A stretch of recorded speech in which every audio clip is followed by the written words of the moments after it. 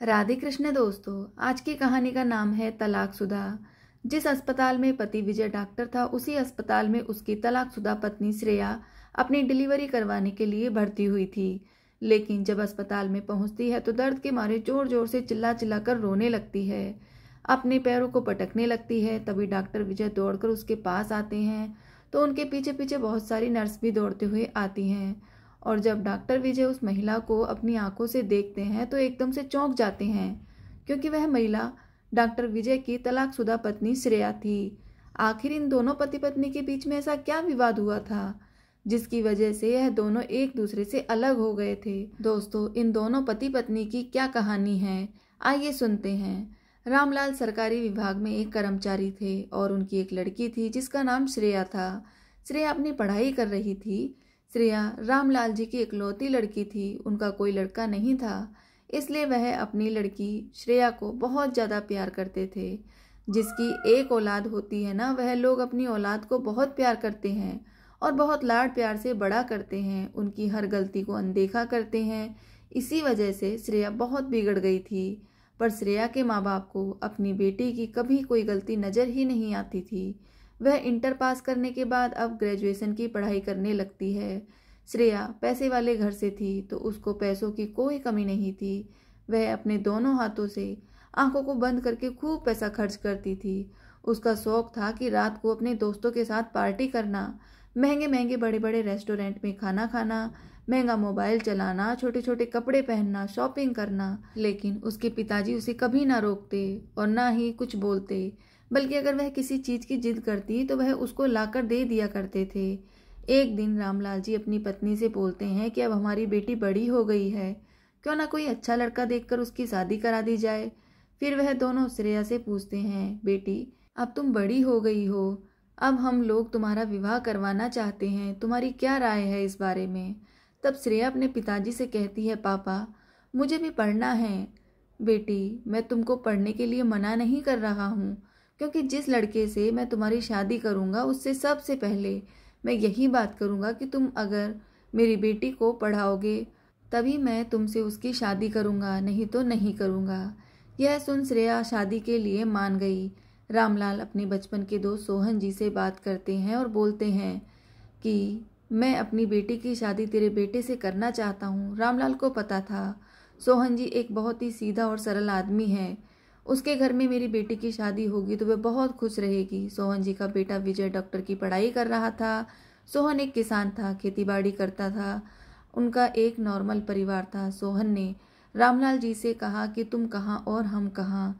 तभी रामलाल जी बोलते हैं, मेरी बेटी तुम्हारे घर सेफ रहेगी, मुझे विश्वास है, तुम उसको अच्छे से रखोगे। यह सुन सोहन मान जाता है और अब श्रेया और विजय की शादी की तारीख भी तय हो जाती है और श्रेया की शादी करवा दी जाती है। शादी के कुछ दिन बाद ही विजय घर से बाहर चला जाता है अपनी आगे की पढ़ाई के लिए।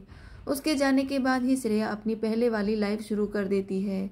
बड़े बड़े होटलों में जाना, महंगा खाना खाना, बड़ी बड़ी गाड़ियों में घूमना, महंगे महंगे कपड़े पहनना, महंगा फ़ोन चलाना, छोटी ड्रेस पहनना, दोस्तों के साथ घूमना, यह सब पंकज को और उसके माता पिता को बिल्कुल पसंद नहीं था। वह लोग अक्सर श्रेया से कहा करते थे कि देखो श्रेया, तुम इस घर की बहू हो, इस घर की बेटी नहीं हो। अगर इस घर की बेटी भी होती तब भी वह अपनी मान मर्यादा के बारे में सोचती, अपने माँ बाप की इज्जत करती और वह भी अगर कुछ करती तो पर्दे के अंदर करती। लेकिन तुम तो बहू होकर भी इतने छोटे छोटे कपड़े पहनती हो, ऊंचे ऊंचे बड़े बड़े शौक रखती हो। हम लोग तुम्हारे इतने बड़े बड़े शौक पूरा नहीं करवा पाएंगे। हम लोग खेती बाड़ी करने वाले आदमी हैं, किसान आदमी हैं, और तुम जानती हो कि हमारा बेटा डॉक्टर की पढ़ाई कर रहा है, हर महीने कुछ पैसा उसको भी भेजना होता है। इसलिए हम लोग तुमसे हाथ जोड़कर रिक्वेस्ट कर रहे हैं कि तुम भी हम लोग की तरह मिडिल क्लास फैमिली बनकर रहो। यह बात सुनकर श्रेया को बहुत बुरा लगता है। तो श्रेया कहती है, मैं कभी नहीं रही हूँ ऐसे, तो मैं इस तरीके से आप लोगों के घर में भी नहीं रह सकती हूँ। अगर आप लोग मुझे इस घर में रखना चाहते हैं तो आप लोग मेरी हर इच्छाओं को पूरा कीजिए, मेरी ख्वाहिशों को पूरा करिए, तब मैं आपके साथ रहूँगी। सोहन जी श्रेया की एक बात का भी जवाब नहीं देते और चुपचाप अपने कमरे में चले जाते हैं। फ़ोन उठाते हैं और अपने दोस्त रामलाल जी को, यानी कि श्रेया के पिताजी को फ़ोन करते हैं। उनसे कहते हैं कि रामलाल जी, तुम्हारी लड़की किसी की बात नहीं मानती है, यहाँ पर वह छोटे छोटे कपड़े पहनती है। तब इधर से रामलाल जी कहते हैं, मोहन जी, हमारी इकलौती लड़की है, हम लोगों ने बड़े लाड़ प्यार से उसकी देखभाल की है। हमारी लड़की को किसी भी प्रकार का कोई दुख नहीं होना चाहिए। उसके जो भी शौक हैं, जो भी इच्छा है, उसको आप बहुत अच्छे से पूरा करोगे। इसीलिए तो हम लोग ने हमारी बेटी का विवाह आपके घर में किया, ताकि वह वहाँ पर खुश रह सके। यह बात सुनकर मोहन जी बहुत परेशान हो जाते हैं। फ़ोन कट हो जाता है, पर मोहन जी को कुछ समझ नहीं आता कि क्या करें अब। श्रेया की हरकतों की वजह से घर में कलह होना धीरे धीरे स्टार्ट हो जाता है। अब श्रेया की शादी को 6 महीने बीत जाते हैं। विजय दिन रात अपनी पढ़ाई में लगा रहता था, बीच बीच में घर आता रहता था। उसका जो सपना है डॉक्टर बनने का, वह जल्द से जल्द पूरा करना चाहता था। विजय दिखने में खूबसूरत था और पढ़ाई लिखाई में भी बहुत होशियार था। श्रेया की आदत की वजह से विजय और श्रेया के बीच में अक्सर लड़ाई झगड़े होते रहते थे। विजय अक्सर बोलता, तुम मम्मी पापा के सामने इतने छोटे छोटे कपड़े पहनकर मत रहा करो, बाहर खाना खाने जाती हो उसको बंद करो, सारा दिन तुम फोन पर लगी रहती हो, फोन पर कम बात किया करो, कम से कम कभी कभी मम्मी पापा के पास बैठकर बातें कर लिया करो। मेरे मम्मी पापा को तुम्हारी यह सब हरकतें बिल्कुल पसंद नहीं आती हैं। पर श्रेया उल्टा विजय पर ही गुस्सा करती थी, नई नई डिमांड करती कि तुम मुझे घुमाने लेकर चलो, लेकिन विजय उसको कहीं घुमाने के लिए नहीं लेकर जाता है। जैसे उसके माता पिता उसको घर पर रखते हैं, वैसे ही श्रेया को वहाँ पर रहना पड़ रहा था। विजय बोलता है, देखो हम लोग मिडिल क्लास फैमिली वाले हैं, जैसे मेरी मम्मी पापा कम पैसों में घर पर रहकर गुजारा करते हैं, वैसे ही तुमको भी रहना पड़ेगा। श्रेया बोलती है, देखो विजय, मुझसे यह सब नहीं हो पाएगा। अगर तुम चाहते हो जैसे तुम्हारे माता पिता दिन रात घर में रहते हैं, घर का सारा काम करते हैं, तो मैं भी ऐसा करूं, तो सॉरी, मुझसे यह सब नहीं होगा। तुम चाहते हो जैसे तुम्हारी माँ दिन भर घर का काम करती है, बाहर का भी काम संभालती है, तो मैं भी यह सब करूं, पर मुझसे यह सब नहीं हो पाएगा। इसी बात को लेकर घर में लगातार लड़ाई झगड़े होते रहते थे। इसी बीच श्रेया प्रेग्नेंट हो गई। अपने पापा को फ़ोन करके कहती है, पापा अब मैं इस घर में 1 मिनट भी नहीं रह सकती हूँ, क्योंकि इन लोगों का रहन सहन हमारे लायक नहीं है। पापा, पता नहीं आपने मेरी शादी किन भूखे नंगे लोगों के घर में करवा दी है। यह लोग ना तो मेरी इज्जत करते हैं और ना ही मेरी इच्छाओं को पूरा करते हैं। यह लोग तो मुझे खुश भी नहीं रख पाते हैं। इस बात को सुनकर श्रेया के पिताजी उसको कुछ बोलते नहीं हैं। उसको अपने घर पर बुला लेते हैं और फिर उसको बैठा कर समझाते हैं। उसे कहते हैं, बेटा तुम चिंता मत करो, थोड़े दिन बाद विजय की जॉब लग जाएगी, तब सब ठीक हो जाएगा।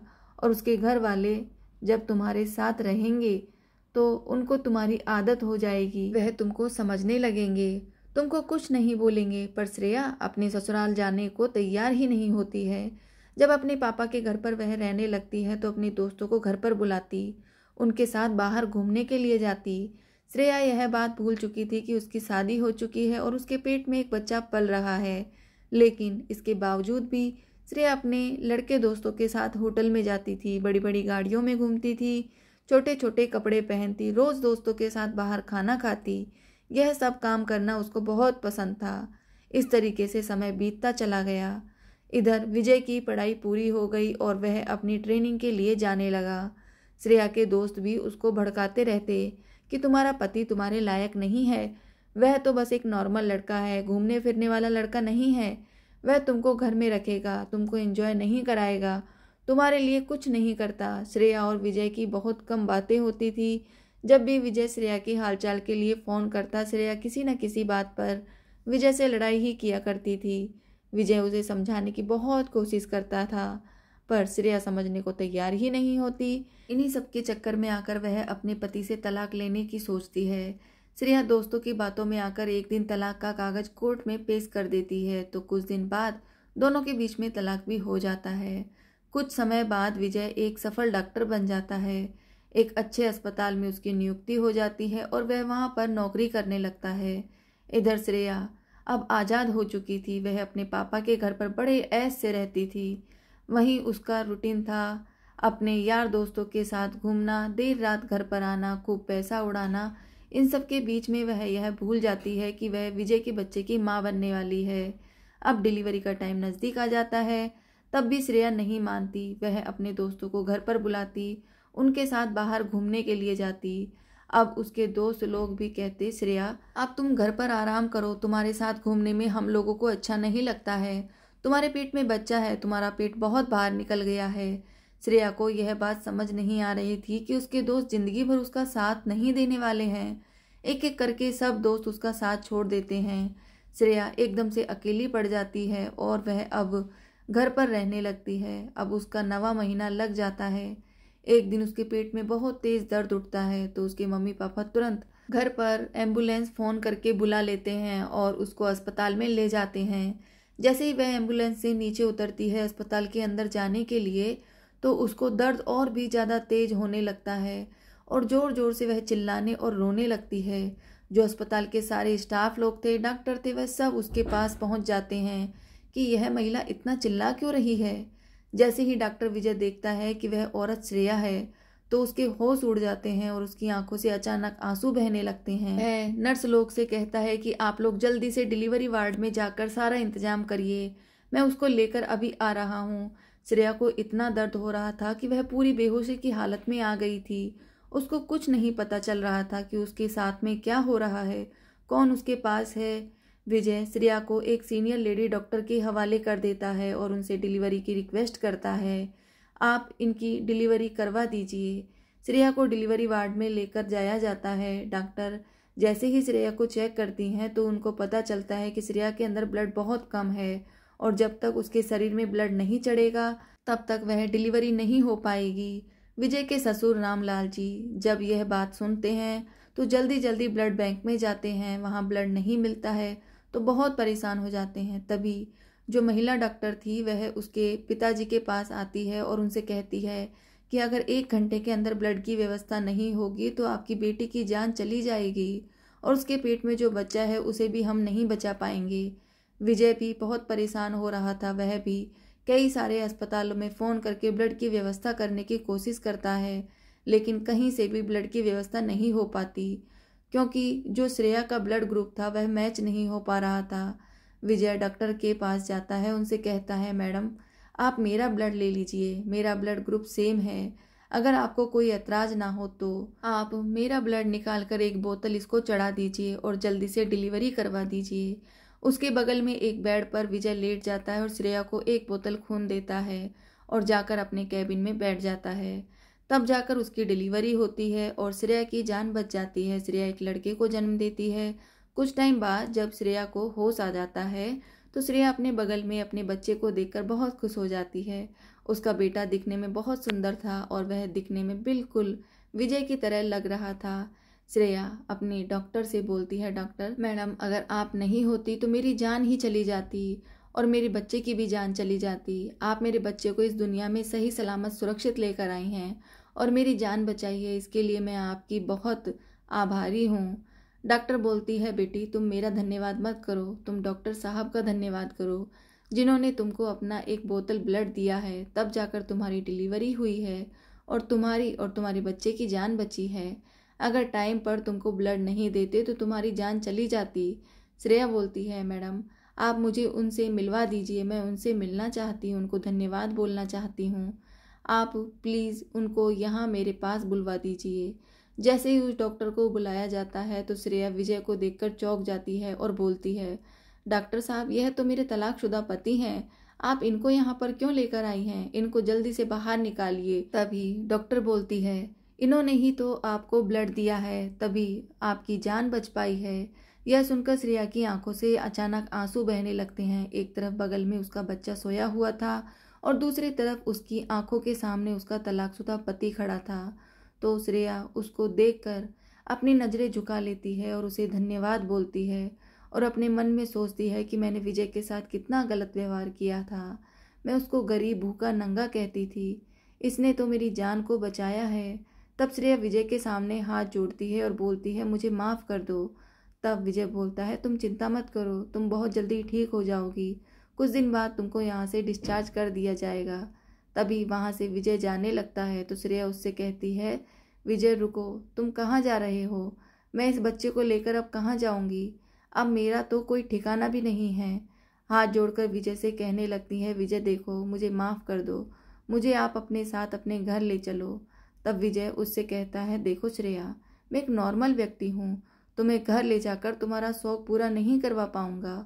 और रही बात तुम्हारे रहने की, तुम्हारी जिम्मेदारी की, तो तुम्हारे मम्मी पापा हैं तुम्हारा ध्यान रखने के लिए, तुम्हारा शौक को पूरा करने के लिए। वहाँ पर तुमको कोई दिक्कत नहीं होगी। वहाँ पर छोटे छोटे कपड़े पहन के रहना, अपने बड़े बड़े शौक पूरे करना। इसलिए अब मैं तुम्हारे साथ नहीं रहना चाहता हूँ। मैं अब ऊब चुका हूँ तुम्हारी उन आदतों से। यह सब बात रामलाल जी सुन रहे थे। वह भी शर्मिंदा हो रहे थे, क्योंकि वह भी अपनी बेटी के बगल में बैठे हुए थे और हाथ जोड़कर कहने लगते हैं, मेरी बेटी नादान है, लेकिन मेरी बेटी की इसमें कोई गलती नहीं है। हमने इसको बचपन से ज़्यादा लाड प्यार में इतना बिगाड़ दिया था, इसकी गलतियों को भी नज़रअंदाज कर दिया। यह बच्चा जो पैदा हुआ है यह तुम्हारा है।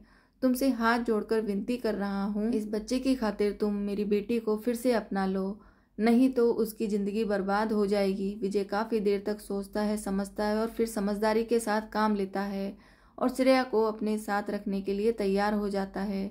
रामलाल जी बोलते हैं, बेटा विजय, जो पहले हो चुका उसे जाने दो। जो भी कुछ हुआ है श्रेया को माफ़ कर दो। आखिर वह तुम्हारी ही पत्नी है। तुम्हारे बेटे की परवरिश तुम ही को करनी है, उसको संस्कार तुम ही को देना है। कुछ दिनों बाद श्रेया को अस्पताल से छुट्टी मिलती है तो श्रेया अपने पति के साथ अपने ससुराल चली जाती है। अपनी बहू और पोते को देखकर विजय के माता पिता को बहुत खुशी होती है। वैसे तो श्रेया को उसके ससुराल वाले और उसका पति सभी बहुत प्यार करते थे, लेकिन वह लोग बस श्रेया को सुधारना चाहते थे। अब श्रेया पूरी तरह से बदल चुकी थी और वह एक नई जिंदगी की शुरुआत करती है और अपने पति और अपने बच्चे और अपने सास ससुर के साथ हंसी खुशी रहने लगती है। यह देखकर श्रेया के माता पिता भी बहुत खुश होते हैं। धन्यवाद दोस्तों। जय श्री राधे कृष्ण दोस्तों।